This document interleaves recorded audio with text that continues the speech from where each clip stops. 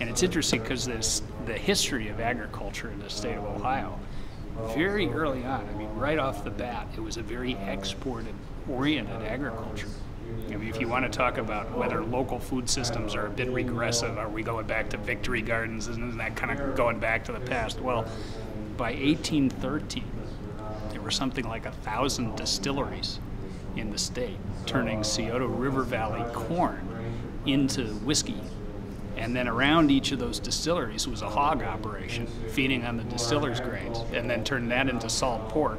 And all of it was put in barrels, shipped down the Mississippi River to New Orleans, and went out into international commerce. So right off the bat, Ohio agriculture was about ethanol and large animal facilities for global markets. So if we want to talk about something that's really going way back to pioneer days, that would be it. What's the future, what the opportunity is in the future, is turning around and saying, wait a minute, that large population that at that time they were serving, that was on the East Coast or off in the rest of the world, has moved in. We now have urban areas in Ohio. It's a very urban state, but it's still maintained the rural character around each of those urban areas. So it's a tremendous opportunity here. It's a great opportunity for farms. Those opportunities are needed on farms. I know that farmers are very interested in them. So that's something that we're very interested in trying to help them realize.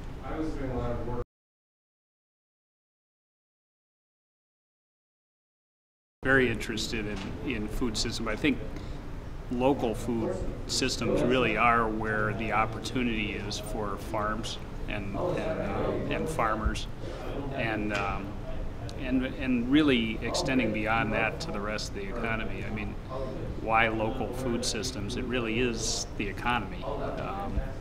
If I look at the global economy, we've got that pretty well established, pretty well worked out, and we may have even gone a little bit overboard with it. The spike in oil prices last spring was kind of another wake-up call that we're going to get to a point where it's going to be hard to sustain that kind of economy over time.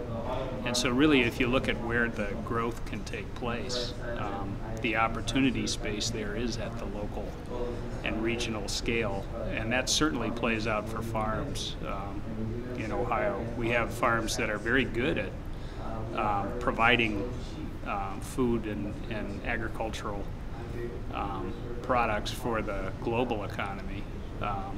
But meanwhile, we've got a lot of opportunity for farms to be producing for local and regional food systems in Ohio. Ohio has, as David Klein mentioned this morning, the kind of soils and microclimates and diverse plant communities that gives you the variety part of that plant-based diet.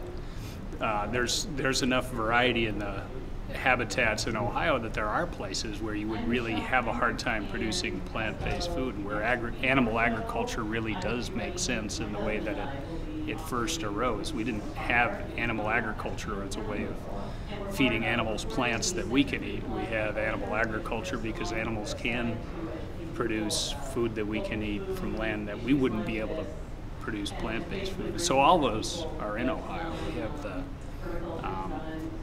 kind of land that can result in those very ecologically efficient means of producing a food chain that we can be part of, and very sustainably.